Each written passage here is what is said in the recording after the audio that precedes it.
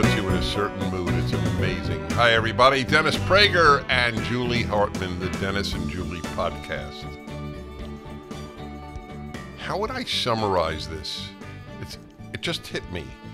If somebody were to say to me, so in 2 sentences, describe the Dennis and Julie podcast. I've done this a lot. And what have you said? I say it's a once weekly hour to hour and a half show about all aspects of life.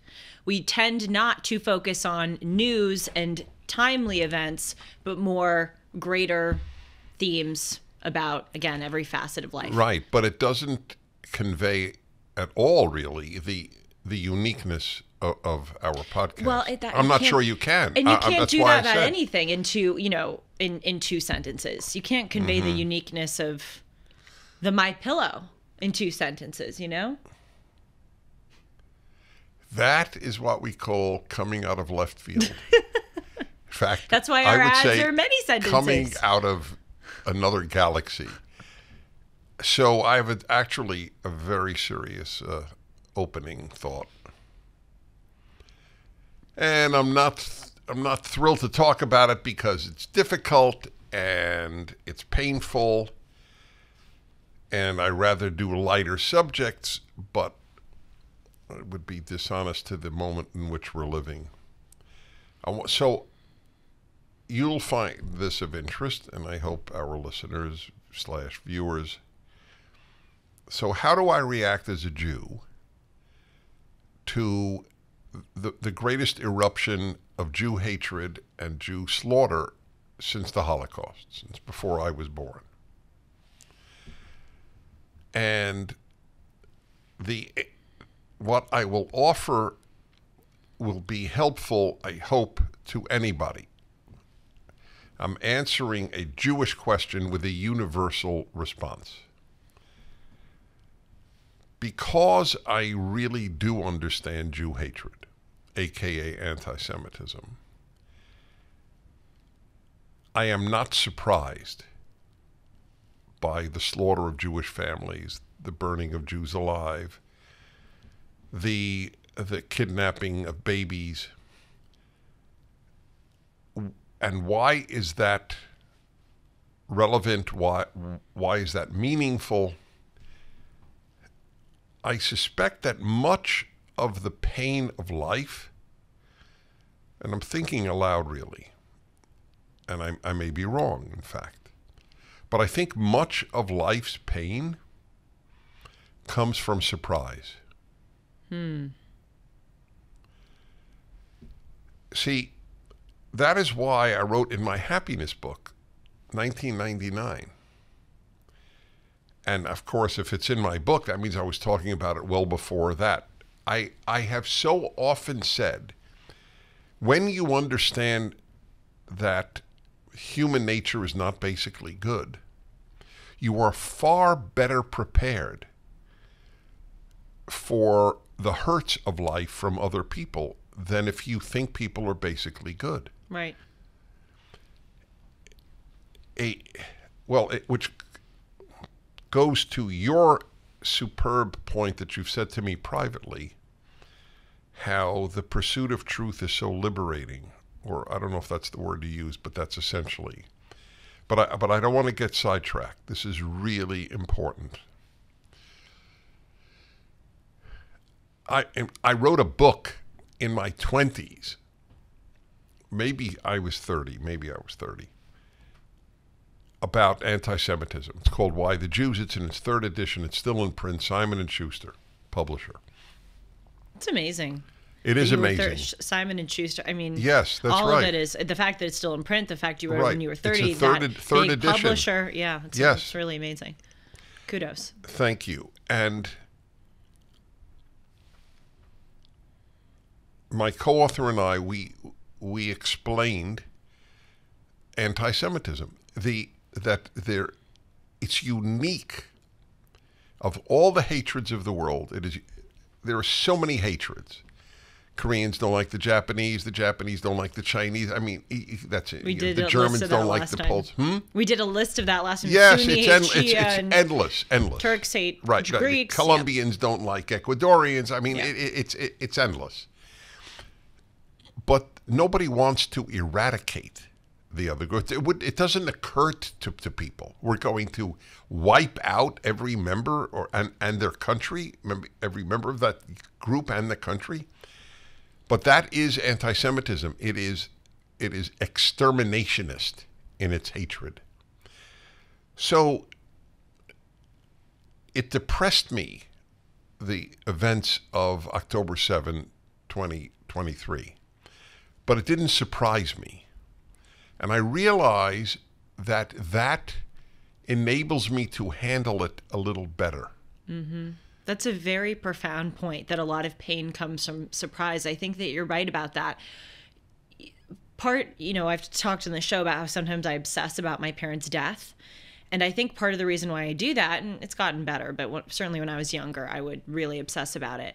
And I think I'm trying to prepare myself for the day when it comes. And weirdly, I think that my obsession with it has harmed me in the sense that it's prevented me from sometimes enjoying that they're with me, and it's made me worried about things that I can't control. But I do think when that day comes, and may it be a long time from now, I think I will be more prepared for it because I have thought about it, and it certainly won't be a surprise.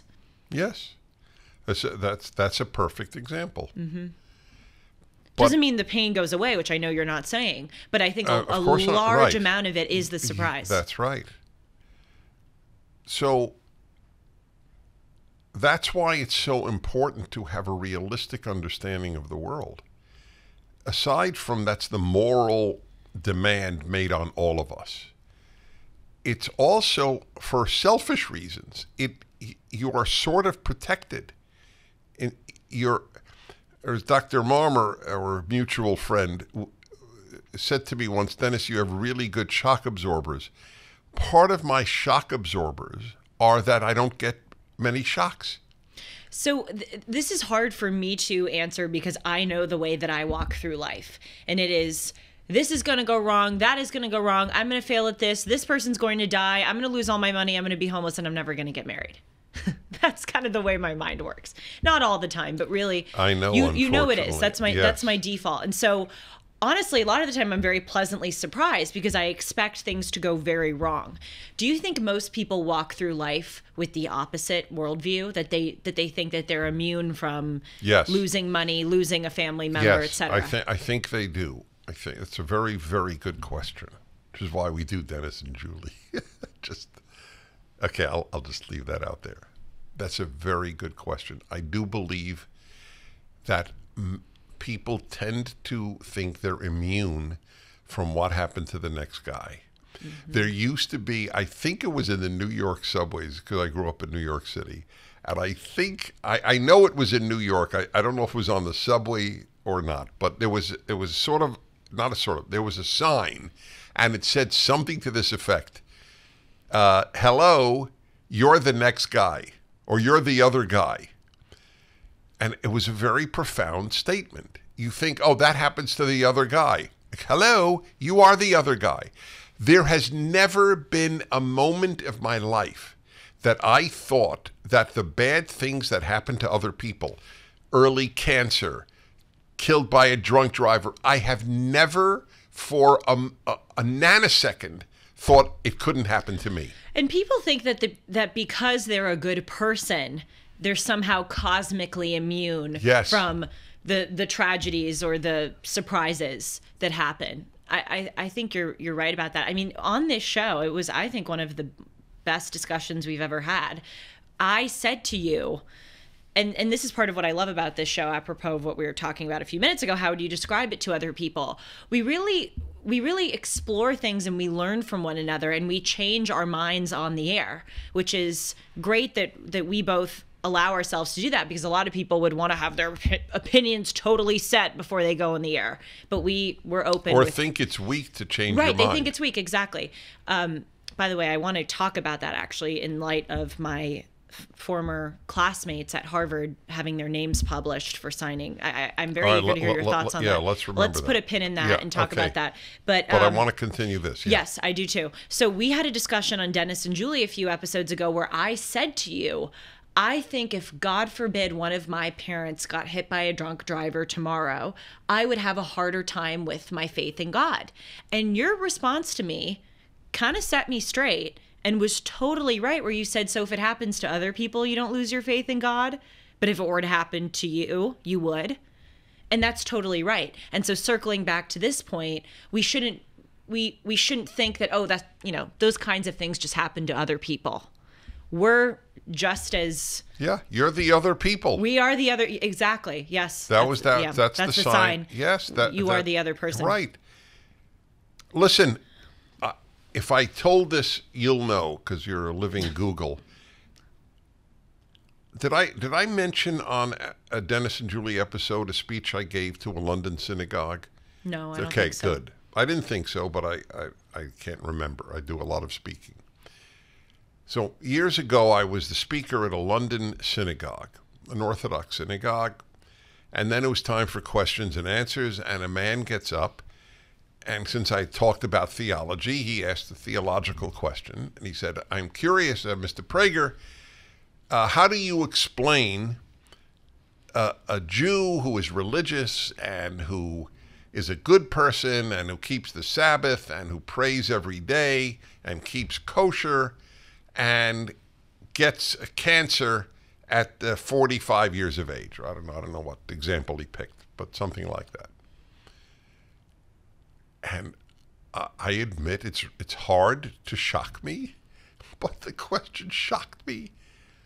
So I looked at the audience. This is part of the way I have learned so much about human nature, is to ask people what they think. And I said, would you raise your hand if you agree with this gentleman that if you are a religious, observant Jew, good person, you are essentially immune from early cancer or early heart attacks? And most of the hands went up. And I looked at them, I felt bad, but I said, why on God's earth do you believe that? On what grounds? Given all the people who have done exactly what you've said and did have cancer and did get an early heart attack. Well, again, it's this idea, I'm a spectacularly good person. I'm very observant. I really, it's kind of the intentions rule all. I think people tend to think, well, and by the way, I'm saying this as someone who at times and moments in my life have indulged similar ideas. Right. And indulged in similar ideas. My intentions are so pure.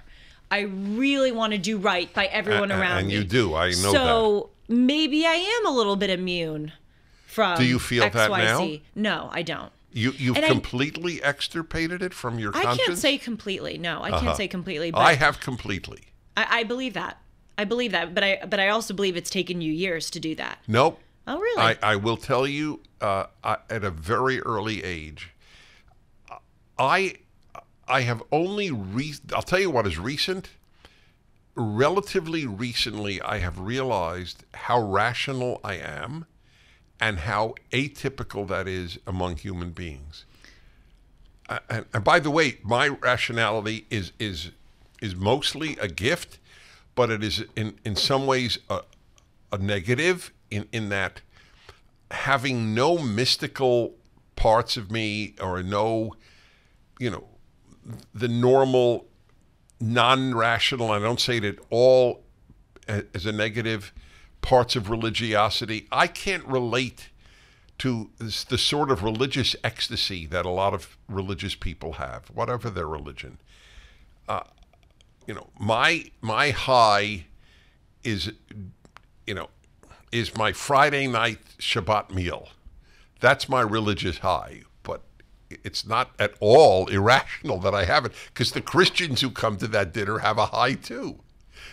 Yes, right. Yes, you, among others. So anyway, I at a very early age, to be honest, and you will come to it too. I know you very well.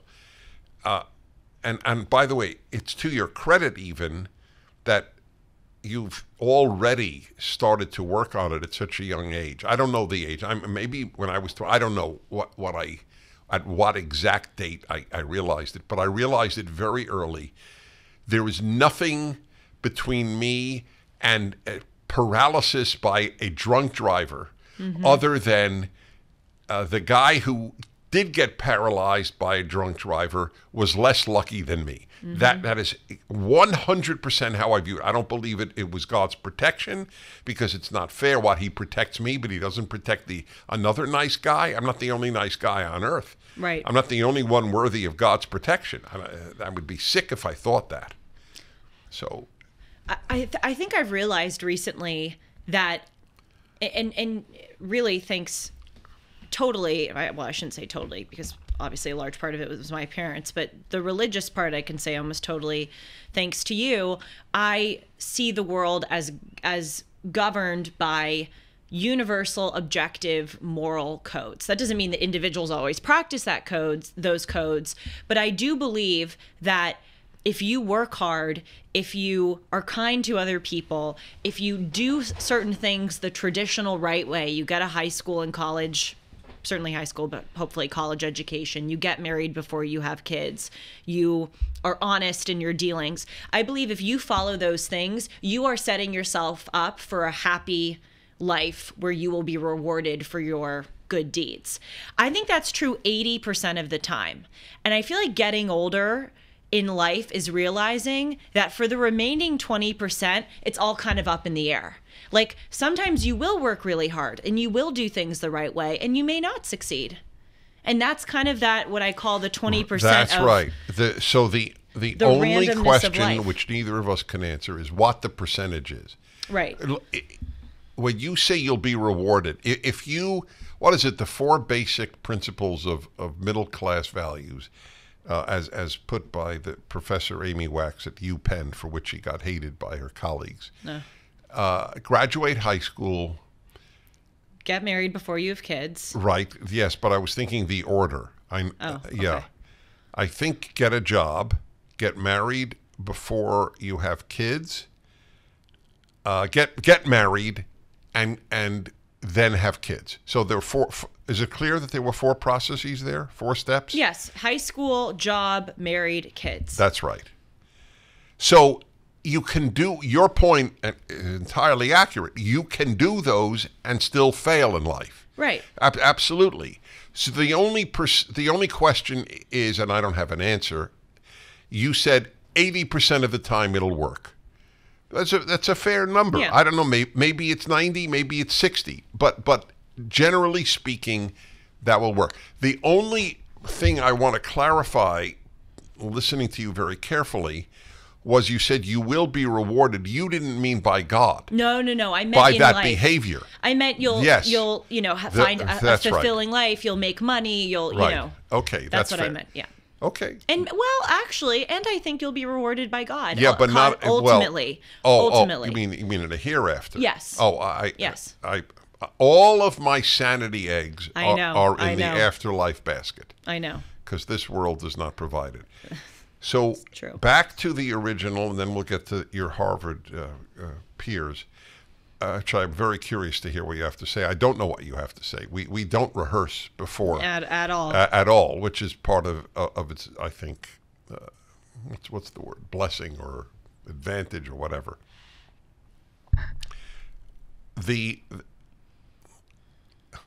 So here is an interesting thing. I said this to my synagogue the Sabbath that happened. So very recently, I speak there at my synagogue each week. And I said, the murder of Jews, the murder of children, the kidnapping of Jewish grandmothers, the desire to wipe out every Jew,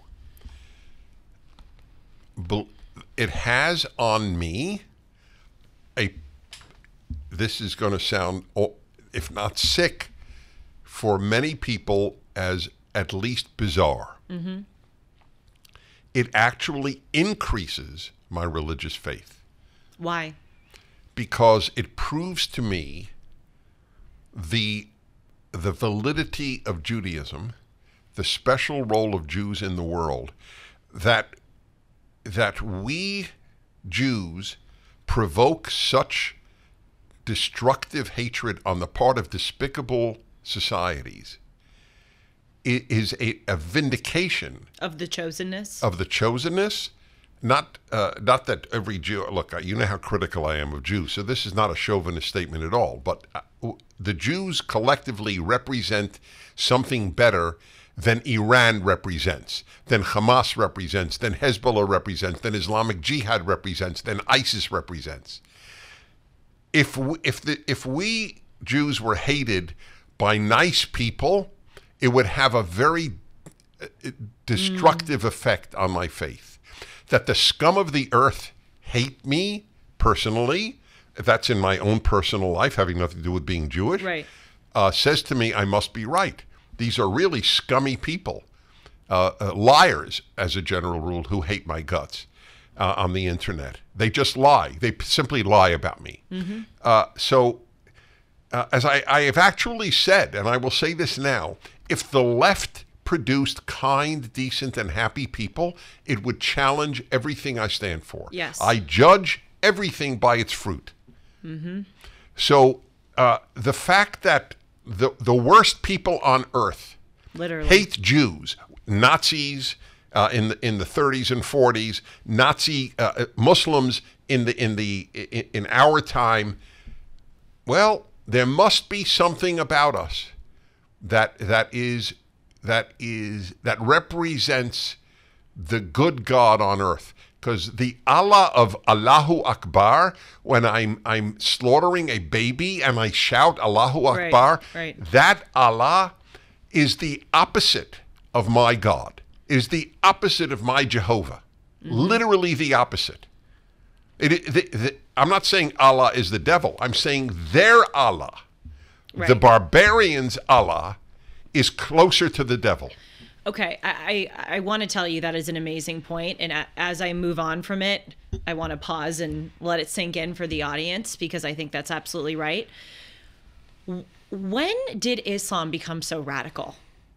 I have a hypothesis, given the reading that I've done. I am no expert. What's your hypothesis? My hypothesis is really in the 20th century, and because Islam lost a lot of power.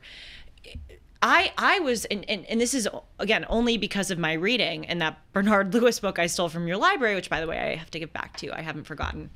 Or maybe I'm hoarding it. Every day I wake up and I say to my wife, when is Julie bringing back I know, the and book? there's clearly a missing spot on that wall for those who don't watch the Fireside Chat. Cluttered with books, which is great. I love that.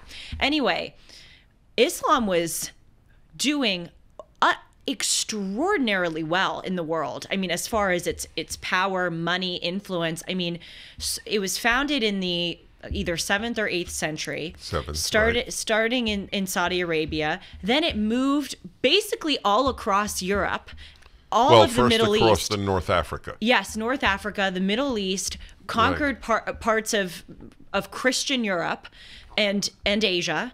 And until about the 1500s, Islam ruled that space. And when people talk about the Crusades, that's a typical thing on the left when people go, oh, well, how can you criticize Islam for religious violence, but you don't criticize Christians? And of course, there has been Christian religious violence, but they bring up the Crusades. And I want to say to them, do you know what the Crusades were? The Crusades were Christians trying to reconquer the territory that Muslims stole from them. It's fascinating. I just have to say this, then please don't forget what you want to say.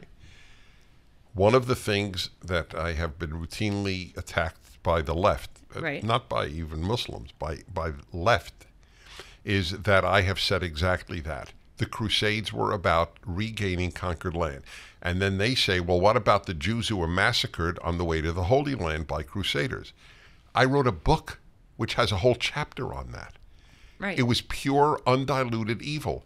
But that wasn't what the Crusades were about. Yes, exactly. These were about scummy Christians who killed Jews because they called them Christ killers. Right. Like those Jews had anything to do with the death of Jesus. What would it have been, 600 years later? Right. No, 1,000 years later. Gold dealers are a dime a dozen. They're everywhere. What sets these companies apart, and who can you really trust? This is Julie Hartman for AmFed Coin and Bullion, Dennis's choice for buying precious metals. When you buy precious metals, it's imperative that you buy from a trustworthy and transparent dealer that protects your best interests. So many companies use gimmicks to take advantage of inexperienced gold and silver buyers. Be cautious of brokers offering free gold and silver, or brokers that want to sell you overpriced collectible coins, claiming that they appreciate more than gold and silver. What about hidden commissions and huge markups? Nick Rovich and his team at AmFed have always had Dennis's back. Nick's been in the industry for over 42 years, and he's established a reputation built on trust, transparency, and fair pricing. If you're interested in buying or selling, call Nick and his team at AmFed Coin and Bullion, 1-800-221-7694, AmericanFederal.com, AmericanFederal.com. But anyway, neither one of us are endorsing what all that happened in the Crusades, but it doesn't negate the point that they don't understand what the hell it was about. That's correct. They were trying to reconquer the lost land. So anyway, back to my point. Islam for centuries. I mean, Islam is it the biggest religion in the world? Maybe second to Christianity, but it is second to Christianity. Right. It's I think in the next but it may well be. That's 2 right. decades it's going to eclipse because the average Muslim family is having 3, right. 4, and many 5 people kids. are leaving Christianity. Exactly. So a quarter of the world right now is Muslim. And that was the case for, Islam was growing and growing and growing. And then the 20th century, look what happened in the past 100 years.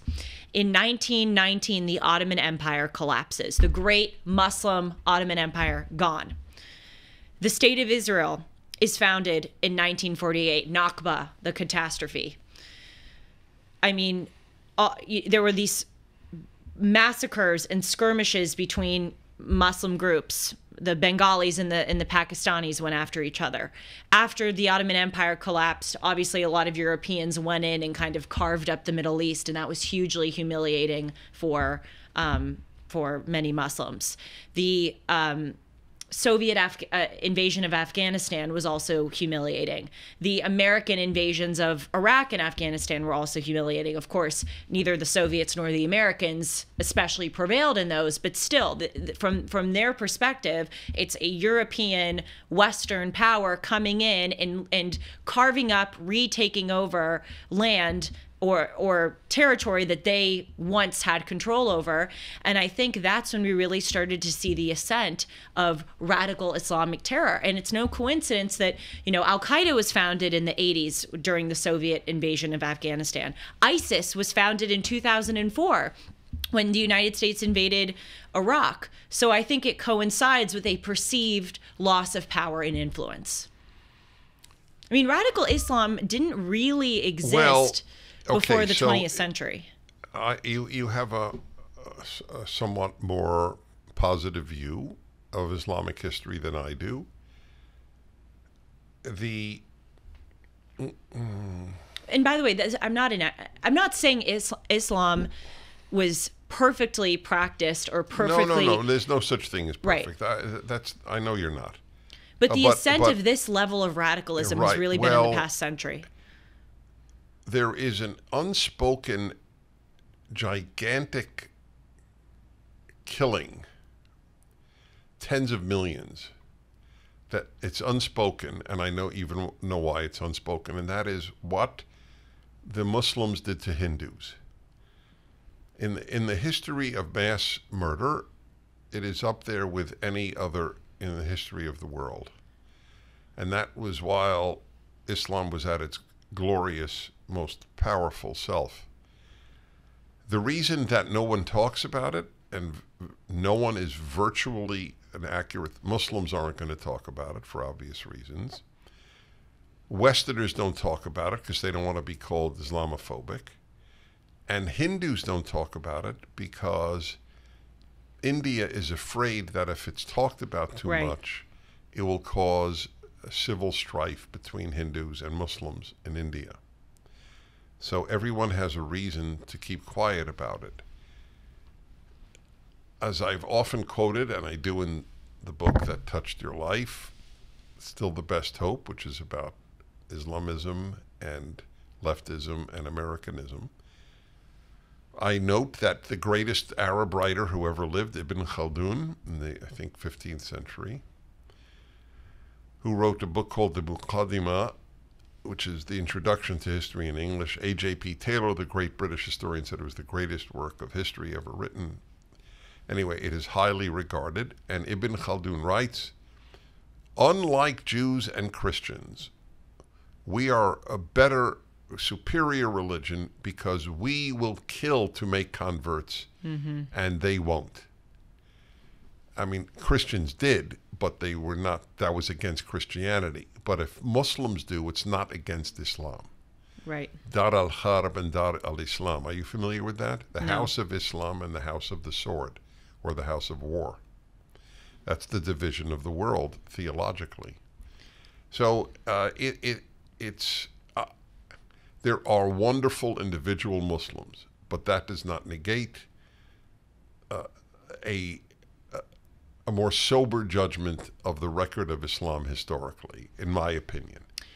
No, I hear you. And also, certainly the more radical terrorist elements proliferated, I think, in the 20th century. But the treatment of women, and I know people would say, oh, well, Christian societies didn't exactly treat women beautifully for much of history. But I'm sorry, but compared to... Well, yeah, it's only comparison right, that counts. Compared to Islam, I mean, with the veiling of women, veiling women is incredibly misogynistic. And that did predate the 20th century, because the proof is that when Mustafa Kemal Ataturk became the first president of the Republic of Turkey in 1923, after the collapse of the Ottoman Empire, one of his first action items was to veil the hijab, was to ban the hijab, because he thought, and the fez, as you often point out, which was the Ottoman hat, right, because he viewed those things as antiquated, oppressive symbols of Islam, and he was the great, great to some, but not great to others, great modernizer, westernizer of Turkey. So yes, there were these currents that were there. And another thing that is unpopular to acknowledge, though we have to acknowledge it, is that there are many things in the Quran which sanction very bad behavior. And look, there are some, better than anyone, there are some shady parts of the Torah. Or right, but they don't sanction bad behavior. There are two different bad behavior issues in biblical, whether it's Muslim Bible, the Quran, or the New Testament or Old Testament. It is one-off events or prescriptive events. I see. That's a huge difference. Sodom and Gomorrah, destroying Sodom and Gomorrah. Well, so it says that God killed the firstborn of Egypt. Okay. There is no prescription in there. We are never to kill the firstborn of any society. Why did God do that? That's a separate issue. Right. God knows what he's doing or doesn't know what he's doing. Or they made it up and it doesn't matter at all because they made it up. But that's not prescriptive. The Jew is not told, when you go to war or anyone you don't like, kill their firstborn. Right. There's no hint of that. So the issue in the Quran or any biblical source, is it prescriptive or descriptive? Mm-hmm. No, that's a very good point. I actually ordered an annotated Quran to yes. read. And there are there's chapter 4, verse 34, which sanctions the beating of a wife. There's lines in the Quran that see, that's prescriptive. Right. There are also lines in the Quran that a woman's testimony is worth half that of a man's, and we see that reflected. Right. By the way, just for the record, in Jewish tradition, women did not testify in court either. Men were witnesses. It's important to acknowledge. Yes. But that by the way, I don't believe that's biblical, but it is Jewish law. That's not the same thing as the prescription of you will beat her. See, every society favored men in some ways. Right. But hiding women's faces, for example, which is, by the way, not Quranic. That's the irony. Right. It is Islam, but it's not Quranic. I mean, so we have to be obviously honest in whatever critique we offer. But anyway, yes. putting that aside. Wait, can I just say one more thing, Yeah. just to acknowledge there are also hadiths, which are sayings attributed to the prophet that were promulgated post-Quran for literally centuries, and that's where we see a lot of the jihad. There's a hadith that anyone, a fighter in a holy war who dies basically like a greater martyr, or dies a better death than someone who has never fought in a holy war. There's lines like that. So I just want to acknowledge all these kind of currents that we're discussing, but please go on.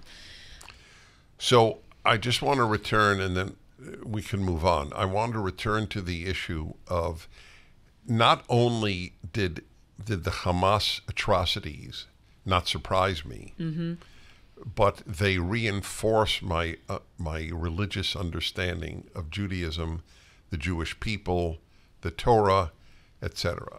That is not something most people will hear. Even most Jews don't hear that. May I offer something that's a little different that other people probably won't hear? And we discussed it. I touched on it briefly the last time or the time before that when we were talking about this. Obviously we have seen a lot of anti-Semitism on full display right now in America. When there's a crisis, it holds up mirrors to people around us and to ourselves. What's going on in the Middle East is fomenting things here which are revealing elements of Americans' character which are not so pretty. We see people signing petitions saying Israel's fully responsible, Hamas was acting in self-defense, et cetera, et cetera. You know all the ugliness. People are saying, as they should, that the anti-Israel left needs to take a hard look at itself. I think that there's another group which needs to take a harder look at itself, and that is the pro-Israel left. Because in many ways, the pro-Israel left has condoned, either directly or indirectly through their silence, a lot of these attitudes and worldviews which have metastasized into people condoning Hamas.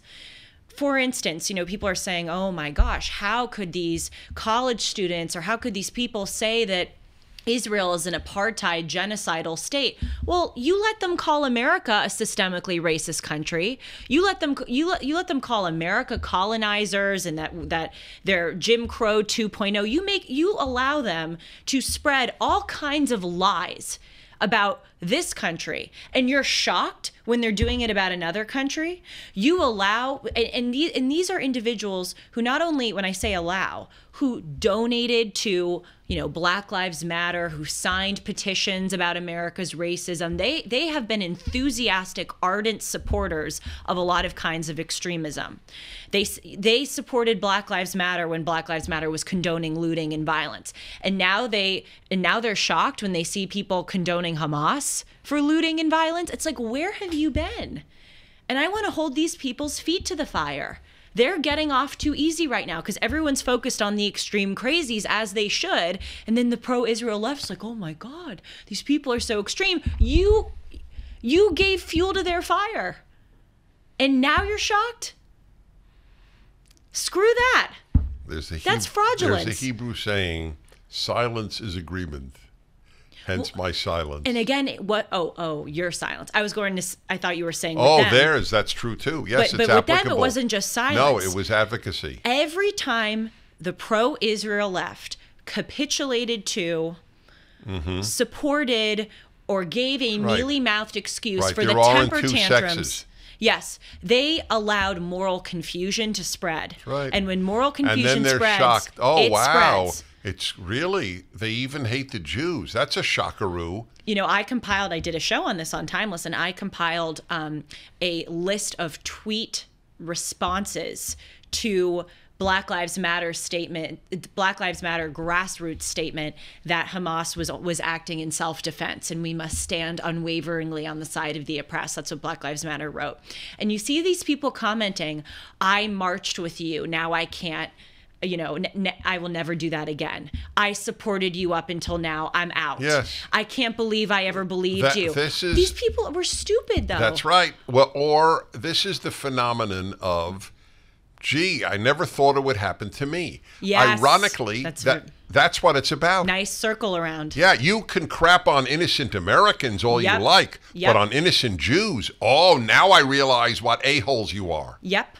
There is a symmetry in the things that they allowed here, and they're now shocked people are saying about Israel, with calling America systemically racist, and then now they're calling Israel an apartheid state. Saying if black people loot and burn down buildings, they're justified because they've been quote unquote oppressed. To saying that if Hamas kills innocent civilians, they are justified because they're quote unquote oppressed. There is a total symmetry, and I can't stand the people who are now expressing their outrage at the things that they have brought about.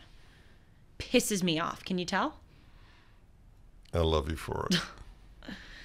I want to write an article about it. Probably going to make a lot of people hate me, but I don't really care. They deserve to be called out, and I don't see anybody else calling them out. Hello? Well, you definitely. Besides you. Not many. There are some, but not many. That's right. It's like one of my classic phone calls in 40 years of radio. Did I ever tell you about the woman who called me whose brother had been murdered? Maybe. All right. Well, Remind anyway, me. a woman called me up, said, Dennis, I have been listening to you for years. I've completely disagreed with you about capital punishment. Oh, yes. But now my brother has been murdered, and I realize you're right. I agree with you. And of course, I offered condolences. It's a horrible thing when someone you love is murdered. Right. I can only imagine, literally only imagine. But then I didn't leave it at that. I said, I'm sorry, but when everybody else's brother got murdered, you were against capital punishment, but now your brother is murdered, and you are for capital punishment? Mm-hmm. Mm-hmm. Well, she didn't take it offensively. She realized, you're right. Well, you wrote in your book on this point of capital punishment, one of the best one-line messages of support. What is the word I'm looking for? Endorsements of the death penalty. You said, so the victim gets the death penalty, but the killer doesn't. Good line. That was, I was like, that's it right there. That is right there. That is it right there. Yes. So the Harvard people. Okay. Speaking of this, so did you see Candace Owens and Megyn Kelly? I heard about it. I didn't. So there was this feud where it started with Vivek Ramaswamy tweeting that he doesn't think that these students should be on some kind of blacklist, and we're seeing that a lot of Harvard students. There's a website right now. I think it's called canarymission.org, and they've published the names and faces of the students who they have reason to believe signed that petition holding Israel entirely responsible for the October 7th pogrom. It's worth noting that 34 student organizations signed that petition. So those were organizations. There weren't individual people, which, by the way, as an aside, I always find it to be so stupid when an organization releases a statement. It's like, there's no way that everyone in that organization agrees with what this statement is saying. If there's going to be a petition that goes around, put your name to it as an individual representing yourself. I hate this groupthink, because in fairness to many of these Harvard students who are being kind of, put through the ringer right now, I do believe that some of them, although being members of these groups, did not know that these or support their organization in signing that letter. Yeah, I don't think that's true about any of the Muslim organizations. I think all their members want Israel dead. Oh, yes, but there's I actually know this because there's from my going to Harvard that there's one organization is a dance group. It's a South Asian dance group. Yeah, the South Asian. So many that's why I said Muslim. Right. South Asians are not Muslim. That's fair. Anyway, there was a truck in Harvard Yard. Did you see that? Or in Harvard Square recently? That was done by Accuracy Media, and it's this big van which put up the faces and names of the students who they believe signed. So anyway, Vivek tweeted that he doesn't think that they should be on a blacklist. Megyn Kelly wrote back, if you're willing to hire people who support killing babies, that's good to know. Candace wrote to Megyn saying this is incredibly disingenuous. Many of these students are not supporting babies being killed. They have been brainwashed and they think they're doing the right thing because they've been spoon-fed these lies. And instead of blacklisting them, we need to educate them. And Candace said, I was a college student once. I was radically pro-choice. I had a lot of ideas that I have since evolved from, and I'm glad that I wasn't blacklisted. I was educated, and now I am where I am. So Candace wrote that. And then Megyn wrote back, and it was this nasty feud where they kind of got into it personally. But Megyn wrote back and just again said to Candace, these people are supporting terrorism and they need to be called out. What is Dennis Prager's take? Well, so there are so many separate issues. Let Right. me begin with just one, and then I'll deal with all that I could identify. If we are going to oppose the cancel culture, we have to oppose cancel culture. In other words, but there's a caveat there, and I'm going to come to that. So, for example, if I'm for free speech, I'm for free speech. If you want to take out an ad, I hate Jews, I, as a Jew, would fight for your right to take out an ad in the New York Times, I hate Jews. And I think you should hate Jews too. Now, if you advocate the death of Jews, that's a different story because you can't advocate violence. Right. That's yelling fire in a crowded theater. But if I am for free speech, I am for free speech for those I loathe. I mean, otherwise it's useless. Right.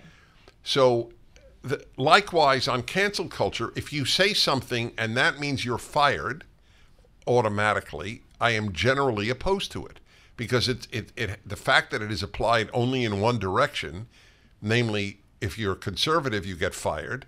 There's nothing to left. This is the first time in our lifetime anyway, that a left-wing cause is reason for your being canceled. It's Right. the first time. It is. You could say, I think it's a wonderful thing that 16-year-old, 18-year-old girls who Right. say their boys have their breasts cut off, their healthy breasts. And nobody on the left will cancel you. Right. But if you say, I think Hamas is a great group doing great things, that is a bridge too far. So would I hire somebody who said I'm for the annihilation of the Jews of Israel, which is what Hamas is on paper? That's its constitution. I know, it doesn't hide it. That's It's their, literally and what they it- all it's part of it. chant, from the river to the sea, Palestine will be free. The river to the sea is Israel. The Jordan River to the Mediterranean Sea or ocean, that is Israel. And they don't just mean land will be retaken over. They mean these people will be dead. Well, and the land taken over. I mean, Right. still the only annihilation of a country in the world. It would be like saying, from the Pacific to the Atlantic, America will be free. In other words, we're erasing America. Okay, let's be honest. So, having said that, though, it remains cancel culture. I have some degree of respect for the view that if we're against cancel culture against the right, we have to be against cancel culture on the left. But I have to be intellectually honest. Whereas I wouldn't announce, that's the difference. I wouldn't announce, I'm not hiring you. I would quietly not hire somebody. Right. But there would be a lot of views that I wouldn't hire somebody for. That wouldn't be the only. I wouldn't hire you if you said that boys should have their testicles cut off if they say they're girls. Right. You're a sick dude. I don't hire sick dudes. But would I announce it? I don't know. I don't necessarily condemn those who say don't engage in the cancel culture. The argument that, well, they're young and they don't know what they're saying, well, they're not high school kids. They're adults. Yes, so that I don't buy that one, and I didn't hear the debate between them. But it look, the average age of the Einsatzgruppen, the groups that went and slaughtered Jews before the gas chambers, was in their 20s. Right. I mean, a massive amount of evil happens from young people. And I don't say, oh, it's because they're young. I don't have that tolerance. I don't have that excuse. Who is going into all of these stores with this? What is it? How many billions of dollars a year is now stolen from stores? Yeah, they're young, but I wouldn't say, oh, it's a stupid thing that young people do. Did you loot when you were a kid? Did I loot? They're bad kids.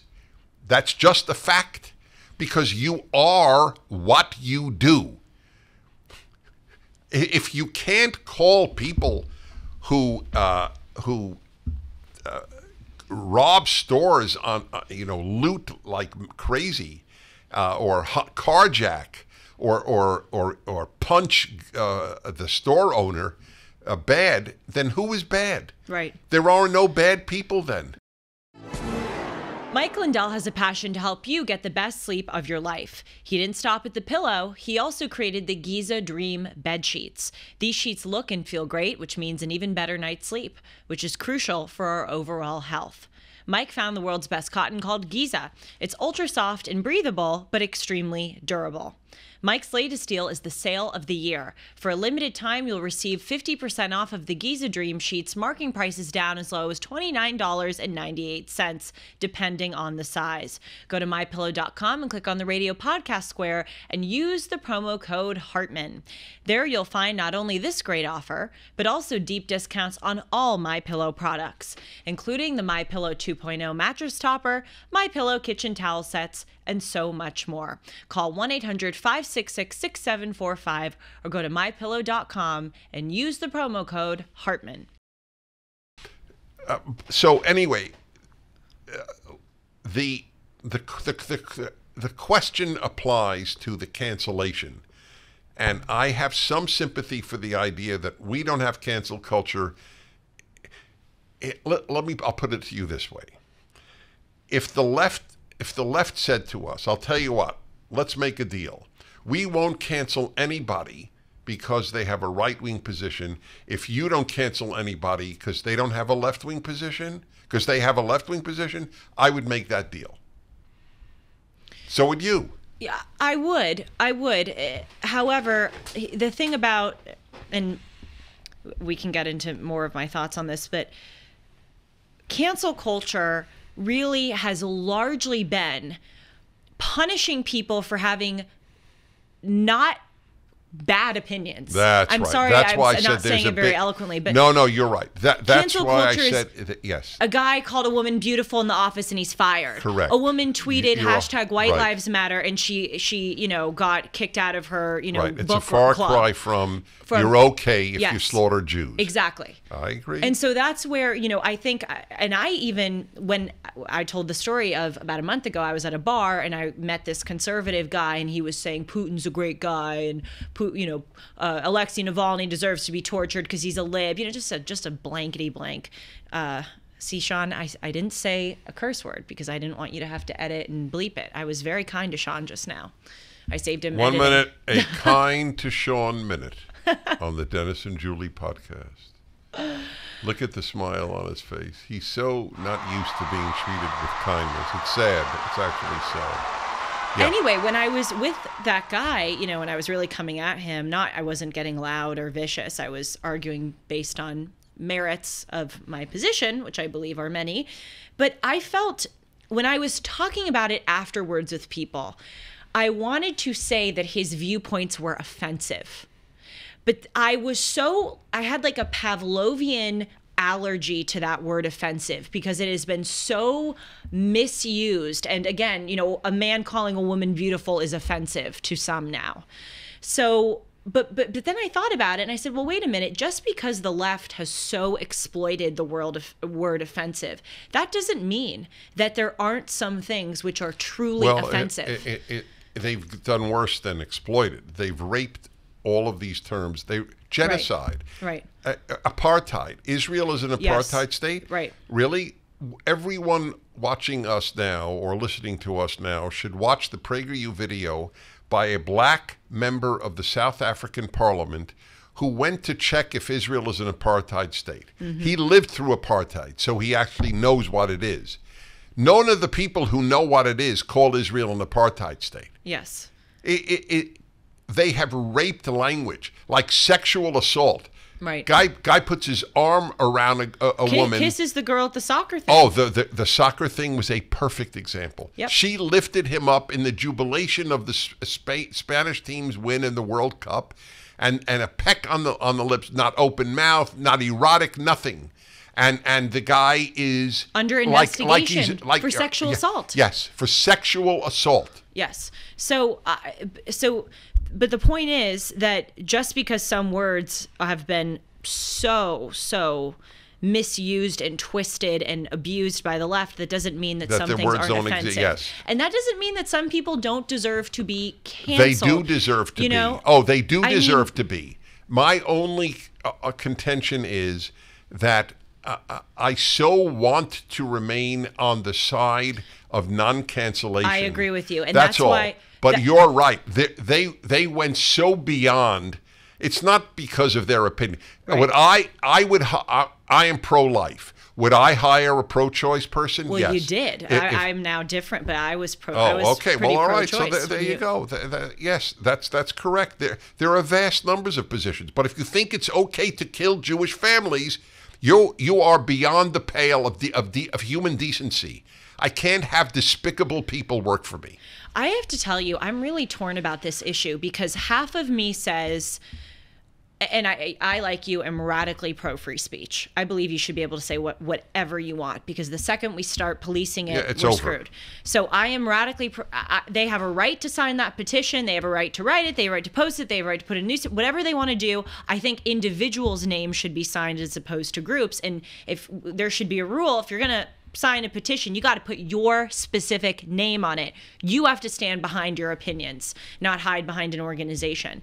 So, but on the one hand, I'm very pro free speech. I don't think that these students should be, dug up, have their faces put on the internet. There's a part of me like you that just doesn't want to get into that cancel culture stuff. But another part of me, agrees with Carol Markowitz, who is a commentator who is on the radio. She's wonderful. She's great. She said, I think it was in the last few days, she said, I have been fighting the fight for free speech on college campuses for years. And I lost that fight. And now it is time for these students to reap what they have sown. They have been the ones that have been militantly anti-free speech and radical in their viewpoints. And now that they are the ones being canceled, they want to go, oh, but it's free speech. You don't get to have it both ways. That's not fair.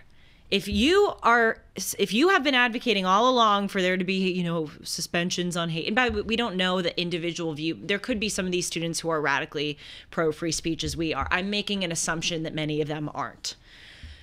And you just can't have it both ways. You can't, when you want to have free speech, have it, and when you don't want to have it, punish everyone else. So I'm sort of happy this is happening, because these students maybe will think twice next time before saying stupid stuff and wanting to punish others. They had every reason to assume that there is no left-wing position that is too far. Yes. And that's why, I know I'm beating a dead horse here, but that's why I'm pissed off at the pro-Israel American left. I know I'm painting with a broad brush, not every member. I'm with you totally. But they have been the ones who gave that message. Given that message. That's right. And then now they're shocked. There needs to be, to use a 2020 term, a reckoning. You said to me earlier, before the show, that's funny, before the podcast. It's a show. What's wrong with saying No, I know what I think of radio as show. I mean, it's not a bad word. I say the Dennis Prager Show all the time. But anyway, you said to me that you knew some of them. Yeah. What does that mean? Not well. Right, but you know classes, who they are. Yeah. Are you surprised? No, I will say that one of the students on there I know him to be a really nice guy. And what group is he with? I don't know. And I didn't find on his profile anything that he specifically said.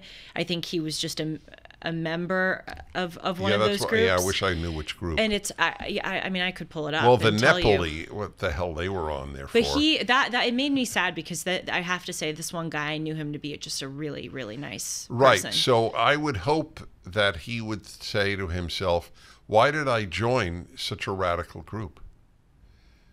I mean, look, if he is a nice guy and disavows those views, then I feel for him. Right. But he has to ask himself. Absolutely. You know, you see, funny, I said on my show, one of the most important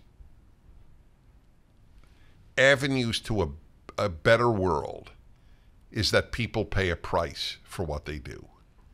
Right. We have, the left has abolished price. The latest is California.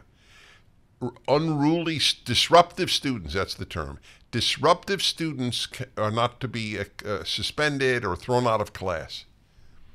Did you know that? No, yes. But I'm not surprised. It's Newsom, the obliterator of good society, signed this. See, again, I know I've said there's no price. But this is what the pro-Israel left has supported. They have given credence to That's this. They correct. have supported the That's people being correct. disruptive, and then Right, now and then they're shocked. And then they're shocked. You have given the mouse a cookie so many times. A cake. You've given the mouse the whole bakery. Yes. The cheesecake of the week they have given them. I'm entering the realm of the absurd. It's my protective device. I know it is. I love it. I think it's great. You know, I'll say this. I know we're probably nearing the end, but I do. Only the end of the podcast. Oh gosh. No, it sounded funny. I know. I know we're nearing the end. I know. Well, Really? in these times, it's an okay. ominous statement. You know, I said a few minutes ago there needs to be a reckoning, to use a 2020 term that we heard, but it's true. And I think that, you know, I said that the presence of a crisis has the effect of holding up mirrors to people, and you see this on a micro scale when someone dies, when a life event happens. You learn a lot from the reactions of the people around you, both good and bad. Same thing with a world event, and I don't want to make predictions. I don't want to get ahead of myself, but I think this may be a turning point for the better in the United States. I think that there are some people, again, my favorite group to talk about right now, the pro-Israel American left. I think there are some members of that group who are kind of seeing what many of us on the right have been talking about. They previously. Yeah, you're more sanguine than me. Yeah, perhaps I'm more. No. You may be right. I pray you're right. By the way, I know. Well, I know them well. That's my world that I grew up in. A lot of them are Jewish, and they're think. Wait a minute, these people that have been my allies are okay with wiping out Jews. Whew. So you would think that it really isn't deeper than 2 and 2. Maybe the left is evil. Maybe they're not just evil on wiping out Jews. Maybe they're just evil. That's what you're saying. That you hope that there are people on the left, indeed liberals even, right, not just leftists, who right, will say, whoa, I've been really, really naive about the left. Yeah. The left is evil, not just on the wiping out of Israel. Yes. They won't. Yeah. That's my prediction.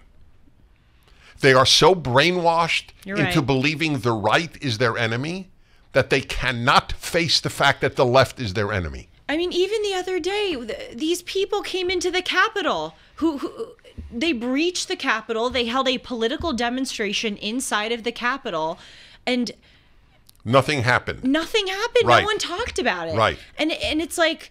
And by the way, we Yes. on the right are culpable if for Christians this too. did it, it would be, it's the Christian nationalist, Yes. the white Christian It's nationalist J6 2.0. making a Right. theocracy. But if Muslims do it,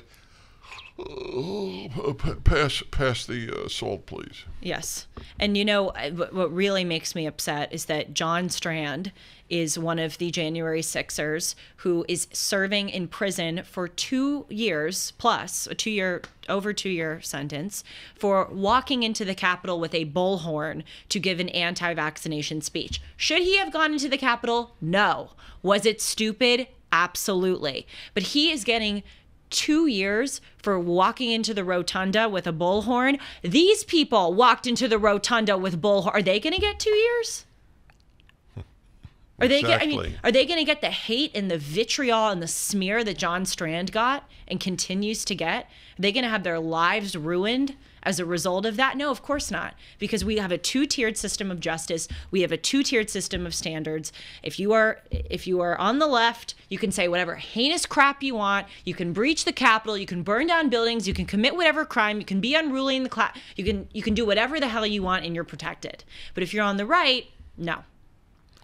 If you say, you kiss a woman because you're happy that she won the soccer game for 1 second, you're effed. Do you, talking about kiss a woman because you're happy, you know what immediately came to mind?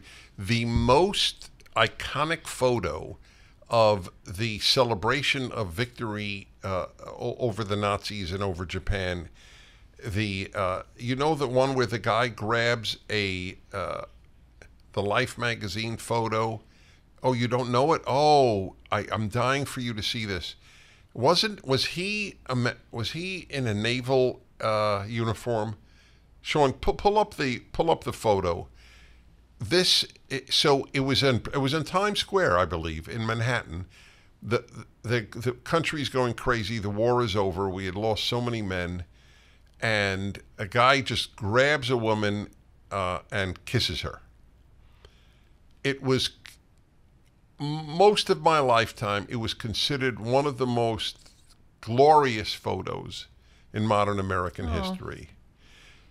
That man today would be under arrest, would have been fired by his company. The man didn't know the woman. Right.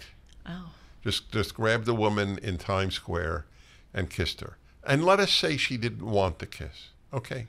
By the way, I mean, I'm sorry for TMI. I've been kissed by guys I don't want them to want a kiss from. Yeah, well, so you... And I'm okay. You will love this. I'm doing fine. Yeah, okay. That's why you're Julie and not on the left and not a feminist as such. So I wrote actually in a piece about the subject a few years ago. My special wife, whom you properly adore, and when she was about 20. Oh yes, you've told us. So she was a waitress at a very famous chain of restaurants in Los Angeles, and the manager, a Hispanic guy. I'm only mentioning that so you'll get a picture of what happened. It was irrelevant in the sense what guy, but it shows that it made no impact on my wife, what the ethnicity was. So he grabbed her by her breasts. So she took his hands away, told him to stop, and went on with bringing her meals to the. She was not. What I wrote was she was not traumatized. She took his hands off her breasts. You have to truly read the comments on the article. Oh my gosh. The leftists who write something to the effect, how pathetic it is that she didn't report him, and that all she did was made it possible for this guy to do it to another woman. I mean, it was as if my wife had committed a terrible act by not being traumatized and not bringing the guy to the police. And it doesn't sound like that it was violent. No, it wasn't violent. exactly. It wasn't. No. There it is. Here's the picture. It's I was right. Naval. Yeah, a naval thing. Right. So she's a nurse, I think, and he's a naval officer, not officer, member, seaman, sailor. Yeah. So this is it. See everybody around. Nobody. See the grandmother behind. She doesn't seem to be traumatized. She's looking and laughing. Yes, everybody thinks it's adorable. This is not. Oh, next is rape. We live in a really sick world. We do, and it is because the left is another factor of the left. To understand them is a life project. They're children. They can't handle the fact that life isn't ideal. Mm-hmm. So that is a violation of some code. It's so ironic. They laugh at the 10 Commandments, but they have 1,000 commandments. Oh, they're religious. They have their hierarchy. They have their dogmas. They have their rituals. They have their approved language. They have their interpreters. They're proselytizing. They're religious. They're religious fanatics. Completely. Well, let's just summarize. I realize we ought to issue a Cliff's Notes. Do you know that term? I think Sean does that. I think Sean does it in the Suns. He does? Yeah, you lift the major points of the podcast. You do. What do I think? You really want me to answer that question? Yeah, when I curse. He asked me, "What do you think I'm doing over here?" He doesn't want me to answer the question. I don't blame him. I think you're playing Hearts on the computer, frankly. Hearts? You don't know Hearts? No. One of the only great card game. I don't. Anyway, do any this was really good stuff, and the notion. I really said things that are important, not because I said them. They're just important about how surprise is so much part of people's pain, and that nothing Hamas did, nothing surprised me. This is what Jew haters do. They've done it for thousands of years. They will do it more years. That's it. But so nothing surprised me, including all the college kids who are pro Hamas. Yep. This is why you're angry at the pro-Israel left. For good reason. But I truly believe that they will not say, oh, well, it really shows the true nature of the left. I don't believe most of them will do that. I agree with that, and I wasn't trying to say that earlier. What I was trying to say is I think there might be a little voice in their head which... Yeah, that may be. Makes them think twice. We'll see. The reason for the lying about the hospital in Gaza, there's no doubt in my mind, it had nothing to do with Israel. The reason is that's the way they can say, you see, it's morally equivalent. They attack children, we attack children. Exactly. And by the way, do you know what our president said after that hospital bombing? He said, I'm not saying that he was saying that Israel didn't do it. He was saying that the Palestinians did it. And he said, I'm not saying that they meant to do it. They need to learn to shoot straight. Oh, so he did blame it on Israel. No. He was blaming it on Palestinians. Oh, the they was not Israel? He was saying the need to learn to shoot straight. Oh, I see. Oh, like good. a rocket into Israel. Oh, yeah, okay. See, okay. I think that's kind of No, you're right. Color. No. Look, in the scope of all that's going on. Yeah, no. I'm not minimizing it. I didn't hear that comment. They need to learn to shoot straight. Look, he said some good things, and I'm happy about it, but he's also a major reason that Iran is so strong. So, and Iran directs Hamas. Yeah, what have you thought? Because I agree he gave a really good speech. But part of me is like, are you really being genuine? Are you doing this because I don't care. Right. That's right. Yeah. You're always consistent. I'm very You're always consistent. That's right.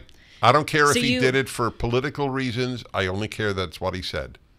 And are you happy with what he's been doing? Yeah.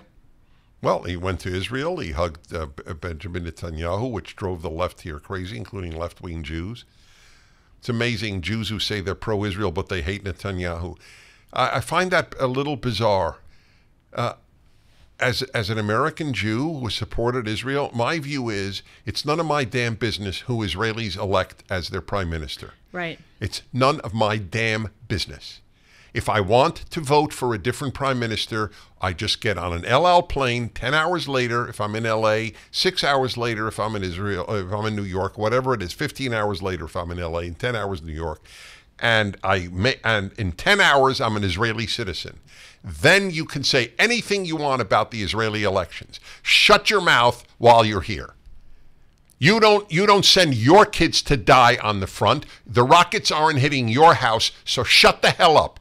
It's a functioning democracy, and Netanyahu was elected democratically. You don't like him, make aliyah and do all the protesting you want. But shut up if you're a Jew in New York. It's not your business to tell Israelis who to elect. The arrogance of American Jewish liberals is beyond belief. Pure arrogance. I will tell you upon whom rockets fall, whom to vote for. And if you don't vote for the guy I want, I will be anti-Israel for the duration of that guy's prime ministership.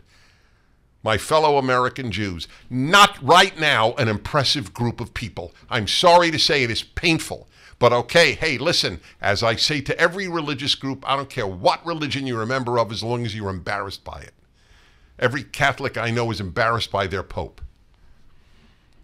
Mic drop. Do you know what mic drop is? No. It's like when someone says something really good and you just drop the mic. That's it. Uh-huh. We both got riled up today, didn't we? Yeah, because we're passionate about the big stuff. Yep. Sean, what'd you say? Oh, wrap it up. Okay, who is he to tell us when it's time to wrap it up? I know. Well, we have other filming to do. Talk about arrogance. I can't believe it. I want people to know why we wrap up. We have other filming to do. We could go on for for so long. We don't want to overstay our welcome. Exactly. You can reach me at julie@julie-hartman.com. I love hearing from you. I've been getting a lot recently on this subject, so keep them coming. And you can follow me on Instagram and Twitter at Julie R. Hartman, and you can follow Dennis on Instagram at the Dennis Prager. That's right. You are the Dennis Prager.